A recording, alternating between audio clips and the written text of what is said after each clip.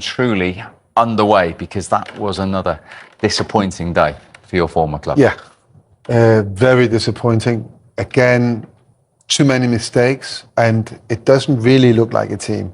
So when they had the opportunities at the end of the first half, didn't take those chances, and then eventually, they go 2-0 down, 3-0 down very quickly after that, and it just looks like they're giving up.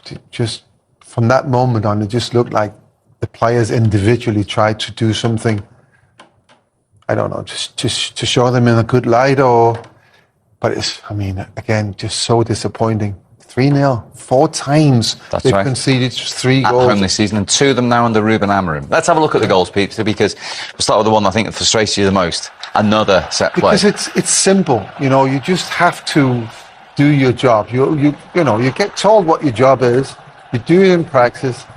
Zerzi, I didn't mention that at half time, but of course he should be tied up.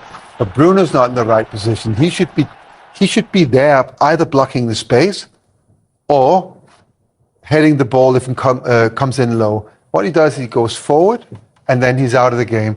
But then when you look behind Zerzi, you got all the defenders just stood there, and it's just disappointing that it happens it's a 9 out of 19, no, 9 out of 20 goals conceded up until that point was on set pieces. Yeah. And it's a simple thing. I don't like to talk about back then, but if you conceded 3 goals in the season, you felt you had a problem on set pieces, because they are simple things to defend against. But very disappointing. And the second half, they'd actually had a few opportunities, United, when Mazraoui was a little rash, to say the least, inside the penalty area. You're being kind, Steve, saying a little rash, a little stupid. What on earth? What on earth are you doing? He's going into your players. There's 2 players waiting for him there. He's going towards the line. He's not going to score from there. You dive in. You just got to stand on your feet. You've got to usher him away. It's just a poor decision. Clive Eart's got a fantastic penalty record, and he coolly slotted it away, probably watched the goalkeeper and then turned his foot into the other corner. So, and that was the sad thing for Manchester United nowadays is they go 1-0 down, 2-0 down. You never really think they're going to come back. It just doesn't happen. They're just not a very good team.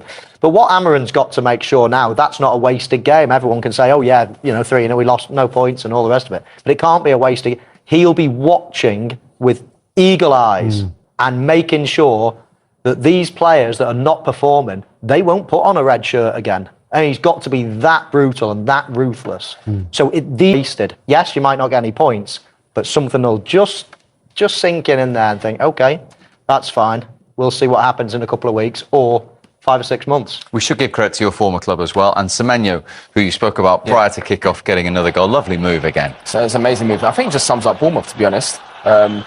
And even if you take it back, it sums up Man United in terms of how they play and the commitment. Mainu could have sort of got rid of it, but just the goal, and you see Semenyo there. There's no movement really. He just sort of just backs off a little bit, just hits man a penalty spot. It's a great cross, and then just a nice clean contact and that. But they deserved it. But that man again, his numbers are good. 5 league goals. And they deserved it. They're the better team throughout. Man United just not good enough. Too easy to play against. And Manchester United next in action on Boxing Day. They go to Molineux. Wolves away.